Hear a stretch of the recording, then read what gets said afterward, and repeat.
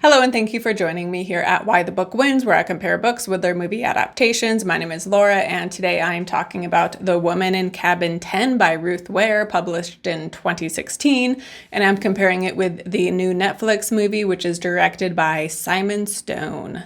And since this is a new release, I will begin with my spoiler-free thoughts. And to begin with my book thoughts. So the first 2/3 had me intrigued and I was invested in the story, and I felt like there were a lot of different ways that could have gone. And so I was on my toes wondering. But then something happens around the 2/3 point that I hadn't expected, to be fair. And yet I also did not like it. And then from there, the book just fell flat for me. And so because the ending was such a disappointment, it made me just feel disappointed by the entire book. Also, Ruth Ware is a name I have heard of, so people in the YouTube community, I have heard her name, so I guess I assumed this must be really good. Yeah, does she have better books? If you have read multiple Ruth Ware books, let me know which one I should read, because I guess I went in with high expectations given she had a familiar name, but yeah, let me know which one of her books are better. But also, if you liked this book, comment your thoughts down below. I'm open to hearing from people who feel differently than I did. But yeah, ultimately it felt kind of lackluster. And then same with the movie. There's nothing abhorrently wrong about this book or movie, and yet both of them I just feel pretty apathetic about. And the movie does make some changes from the book. And so some of the changes I do like, and they improved certain aspects. And yet at the end of the day, I was not invested in the movie. And the acting is fine, but the story, I just didn't really care. Also, this is the other issue, is when you go into a thriller knowing the end, knowing the reveal, if the movie isn't done well, I can quickly lose interest because I don't have the wanting to know who did it keeping me interested, you know? So a movie that's well done, even when I know the ending, it can still capture me. But this one was just very subpar. It was only 90 minutes long, thereabouts, and yet I frequently was checking to see how much time was left. And yeah, it was kind of whatever, ultimately. There's a lot of movies and books in this genre of like, oh, a woman witnesses a murder or something happen, but then everyone tells her she's crazy and that she's hysterical and she doesn't know what she's talking about, and she's left to prove that she was right. And I think the book executed this better at the start, whereas the movie, yeah, it just felt very generic, and it's going places so many other movies have already gone, and it's not doing anything special. And, you know, if you just want a thriller, a quick little thriller to put on a Friday night or a Saturday night, like, sure, you could put this on. But yeah, I don't think this is going to be blowing anyone's minds, and it's all very familiar territory. But sometimes familiar territory can be comforting, you know, so it can be like a comfort watch because it's so generic. But anyway, so that's my spoiler-free thoughts. Let me know whether you agree or disagree. Again, comment down below. I love hearing from everybody. And from here on out, I will now get into the details of the plot, which means there will be spoilers going forward. So I will begin with our main character. Her name is Laura. So she and I have the same name. That's always kind of cool when that happens. Not that Laura's a rare name. But anyway, she goes by Lo for the most part, though, especially in the book. And in the book, she is a journalist. However, she does not have an important job. And while when she was younger, she had high aspirations, at this point, her career is pretty disappointing. And she works in the shadow of her colleague, a woman named Rowan. And the book begins with someone breaking into her home, and they lock her in the bedroom, and the burglar steals her purse. However, her passport was in her bedroom. And so ultimately she is still able to go on this luxury cruise for her job. It was originally offered to Rowan. However, due to a pregnancy, Rowan has passed it off to Lo. And we hear what a big deal this is for her to be going on this cruise in Rowan's place. And she feels like it's her way to step up her game and show she's up for it and maybe do something more with her career, which again has been very lackluster. And so she feels a lot of pressure to do a really good job documenting, reporting on what this cruise was like. But things are off to a rough start because due to the burglar, she is very on edge and kind of has PTSD. And so she sleeps terribly the days leading up to the cruise.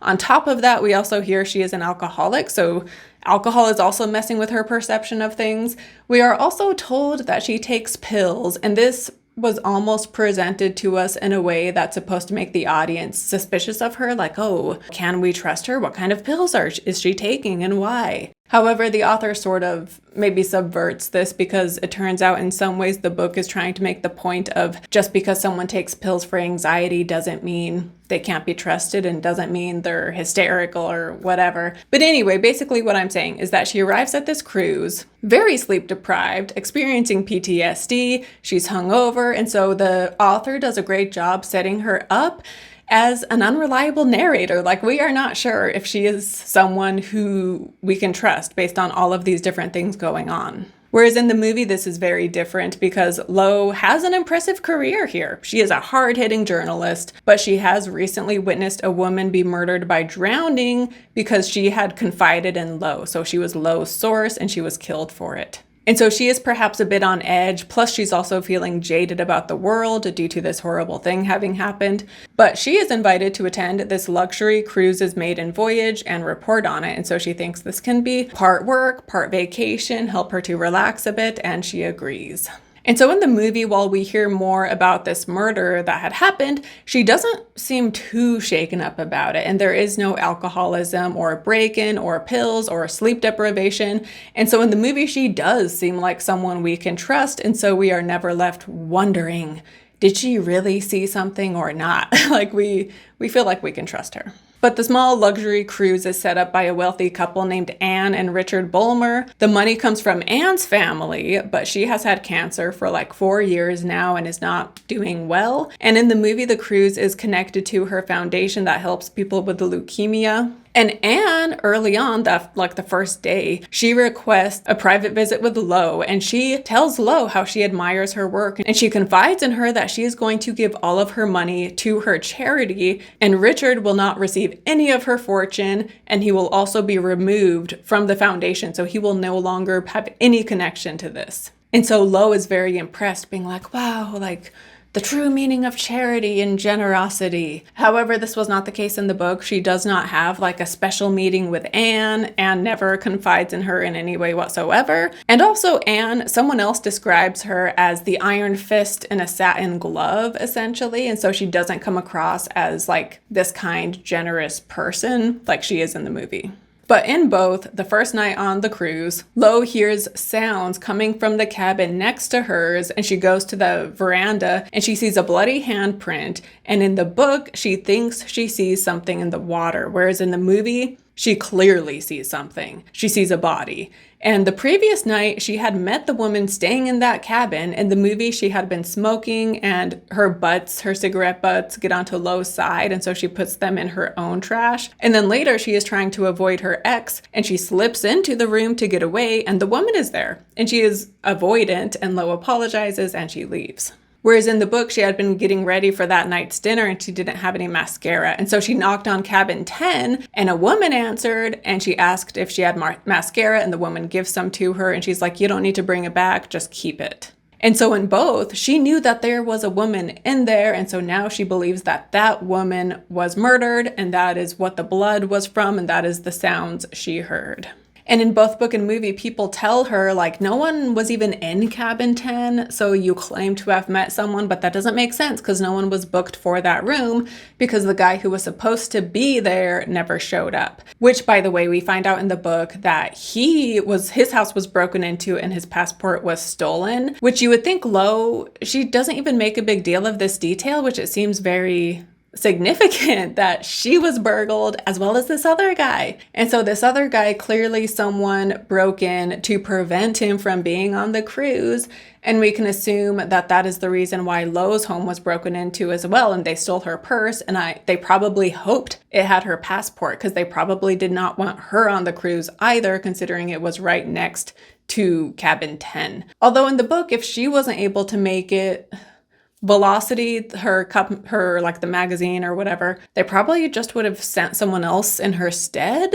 Yeah, the book never gets into it, but it's like, did they specifically want her not to attend? Or did they hope that if she couldn't go, Velocity would just send no one and they would have an empty cabin next door? Anyway, it's never really clarified. But anyway, in order to make her feel more at ease, they're like, okay, well, if there was a woman in there, maybe she was a crew member who was sneaking in that room or something. And so they have her see all of the crew members and none of them look like this woman, which only just kind of confirms to her all the more that there was a woman there who was murdered and that's why she can't be found. But from here, she is also threatened when someone writes in the steam from her shower for her to stop digging. And then later, the mascara/cigarette butts go missing, and so she doesn't have that evidence either. And in the book, the missing mascara makes her think all the more someone is trying to cover something up, whereas in the movie, the cigarettes, like they're thrown away simply because that's what the cleaning staff does. So that doesn't exactly point to a cover-up. But despite it being mysterious and a lot of people brushing her off, especially in the movie, she still holds firm to the fact that the girl existed and someone murdered her. And then to talk about the book ending specifically, so later in the book, someone knocks on her door and she looks through the peephole and she sees the woman from cabin 10. But after she knocks, she starts to walk away. And so Lo follows her into the crew area where Lo is then knocked out and she awakes in a room somewhere below deck and she is kept locked in there for multiple days. And the woman from cabin 10 brings her food. And so long story short, this woman is named Carrie, and she was a waitress, she was an aspiring actress who was a waitress who meets Richard, and the two of them fall in love, and she just happens to resemble Anne Bulmer. And so Richard, again, all of the money belongs to Anne. And so Richard tells Carrie, like, hey, like, we're so in love and I want to be with you, and I don't want to wait for Anne to die. So he hatches this plan to kill Anne, and then he will get all of her money. And then he can meet Carrie and they can have a public romance and be married and finally be together and not have to hide it. And so that is the plan for this ship. And so because she resembles Anne, the plan was for them, Richard was going to kill Anne, and then Carrie would be the one to throw the body overboard, and she was going to shave her head and use makeup and stuff to make herself look very sickly because Anne was going through chemotherapy. She had cancer, and so she looks very frail. And so Carrie was going to pretend to be Anne. And then at some point on the cruise, as Anne, she was just going to get off and just sort of disappear. And then people would just be like, oh, she was close to death and decided to just go on her own terms, essentially, and that was the plan. However, because Lo heard the noise and she keeps asking about it, Carrie is the one telling her, like, stop digging, you're risking your life, stop worrying about this. However, of course, that doesn't work, and Lo had kept asking questions, and so that is why Carrie ends up locking up Lo. But also, I just want to express a complaint right here, or something that doesn't make sense to me. Because, so Carrie was in cabin 10 that night. She was shaving her head, getting ready to disguise herself as Anne going forward. But then Lo knocks and she opens the door for her. And Lo makes sense of this because she's like, oh, Carrie and Richard have a secret knock and I just happened to knock in that same pattern.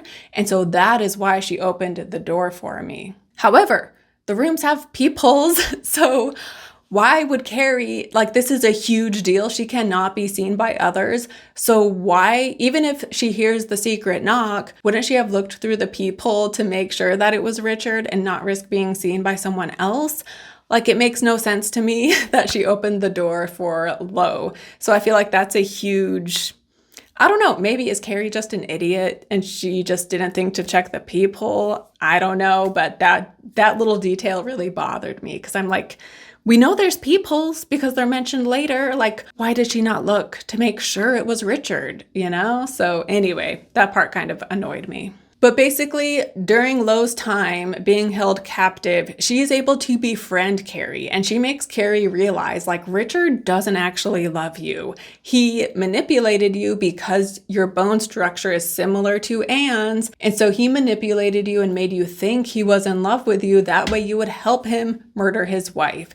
And she's like, do you really think he's gonna let you live after all of this is done? Like, he's gonna kill both of us, and he's gonna keep that money for himself. And ultimately, this works, and Carrie is swayed. And so Richard is off the ship. And so Carrie tells Lo, like, here, take all of this clothing. You dress up as Anne. You take her passport. You get off the ship pretending to be Anne. And then you can get away and escape. And she's like, but when you get on shore, do not tell anyone what has happened, because Richard has a lot of influence. He's very rich and powerful. So don't tell anyone what has happened, because they're not going to believe you.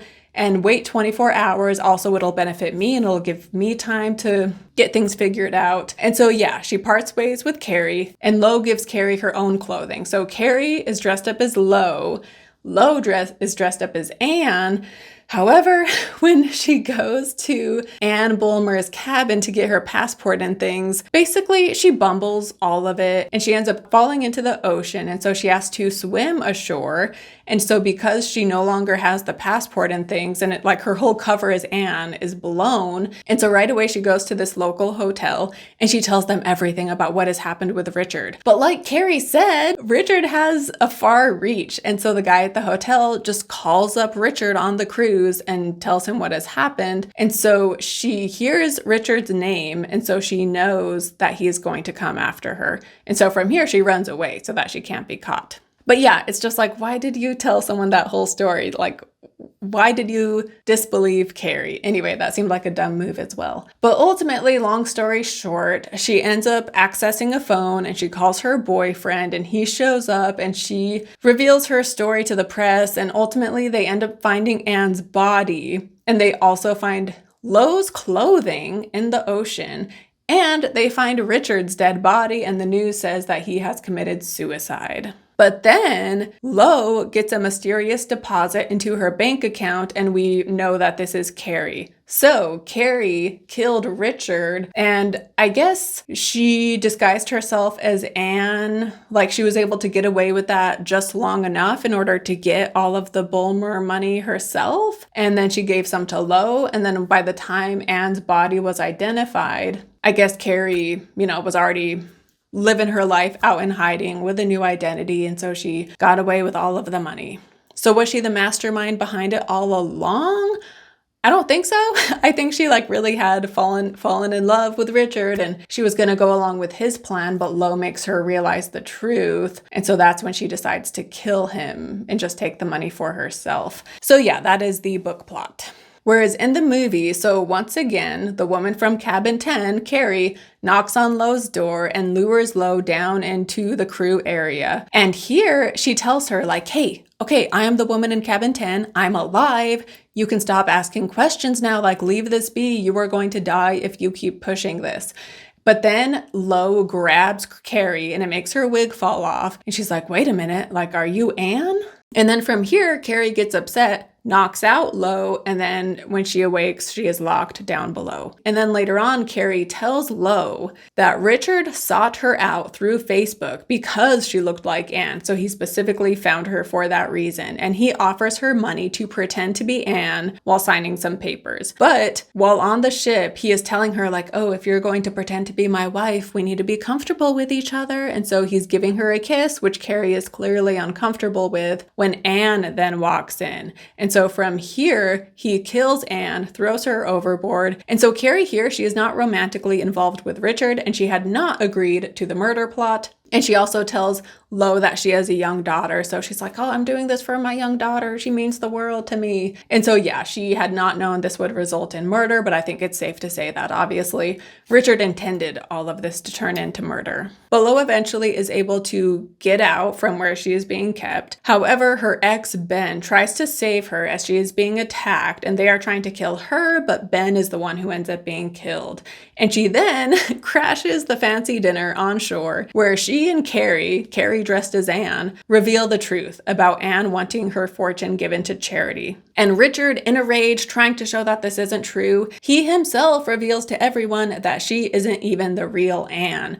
And from here, he threatens Anne and tries to escape, but ultimately Lo ends up killing him, and all's well that ends well. And also, there was a lady who worked on the cruise who was very pompous and who hadn't liked Lo. And I guess she was very loyal to the Bulmers. And when she finds out the truth, I just really disliked the scene when she grabs the gun and she tries to shoot Richard, but then she misses. And so then Lo is the one who hits him. Something about that was just so cheesy and it was just so dumb, I thought. But on to my final thoughts, my book versus movie segment. So like I said, the first 2/3 of this book I was intrigued by, and I thought the author did a great job of setting Lo up as someone who the audience was not sure whether we could trust her. And so throughout the story, as other people are telling her like, hey, we don't know the woman you're talking about. No one was in cabin 10. Like, we're not finding a body. Like, what's going on here? And so part of me was like, maybe she didn't see this. Maybe this is all in her head. I don't know. She seems untrustworthy. Plus, she was super drunk that first night too, you know? However, that doesn't last too long because I feel like pretty quickly you realize like, okay, she probably did see something after all. But at times I still did wonder if this was all in her imagination. And I'm not saying having it be in her imagination would have been the better route to take. But yeah, I did like that the first bit of this book did have me on my toes and I wasn't sure. And they also lead you to believe that Lo is going to end up dying. And so yeah, I was very curious where this would all end up. However, the scene that just kind of ruined it for me is when she is taken and locked up down below deck and she's down there for like 4 days or something. And then it just becomes like a totally different story. And then there is this dream she has involving Carrie that is quite gruesome and it feels so out of place and honestly sort of shocking in a book like this. This isn't a horror book, it's a thriller book. And so then to get this graphic dream she has, you're just like, whoa, like where did that come from? And then, yeah, so that I already did not like. And then the way she bumbles her escape off of the ship and she's trying. So Richard comes in, so she hides out on the veranda and then the only way out is for her to try to get off the veranda and slide over into the cabin next door and leave that way. But then she just falls into the ocean. She loses the paperwork she needed. And you're just like, oh my gosh, like that was just so frustrating. And then the fact that she tells someone everything when Carrie specifically warned her not to. And yeah, so all of that, she just became a very frustrating character and it just all felt very disappointing. And then the way everything is resolved, it didn't feel satisfying. And I guess she ties up all of the loose ends. And yet, yeah, I just felt so unsatisfied with how this book ends. Oh, and then also we hear that she had some sort of mental health breakdown when she was 25. And this is referenced often enough and like it's referenced, but like, ooh, like you'll hear about that later and it's going to come into play. And yet we never get any specifics. And so it's like, what was the point of talking about something that happened when she was 25? And yet we never learned specifics. And again, the author, you realize she's trying to make the point of like, oh, just because she's on anxiety medication and has issues doesn't mean she can't be trusted. And people have a stigma against mental health and pills and they shouldn't. And I'm not saying this is a bad message to be giving in a book, but I guess I just didn't love the way it was executed.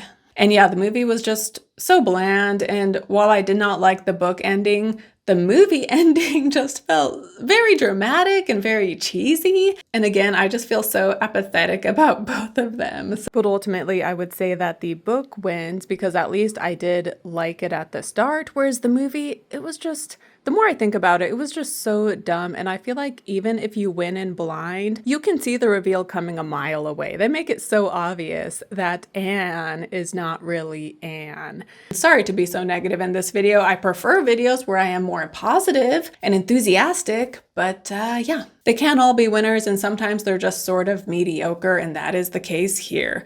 So once again, let me know if you have read other Ruth Ware books. Let me know what her best one is, what you think is her best one. Let me know what you thought of this book and movie, whether you agree, whether you disagree. I was so excited to see that Guy Pearce shows up, and yet the acting isn't horrible, but it also is nothing too special, and it's all just very blah. I guess that is the technical term I will use to describe this book and movie. So anyway, thank you so much for watching. Don't forget to like and subscribe. I have a video coming out very soon for One Battle After Another, and that is one I am very enthusiastic to talk about. So get excited for that. And yeah, I will see you next time. Bye.